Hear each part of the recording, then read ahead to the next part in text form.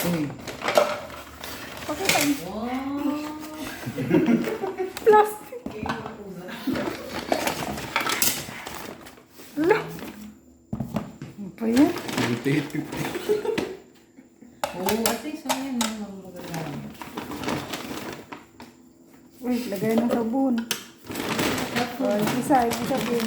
Ano yung dalawa? Dalawa lang. Bakit sa isa dalawa?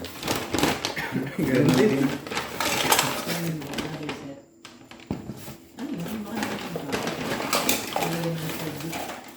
Parang ano eh.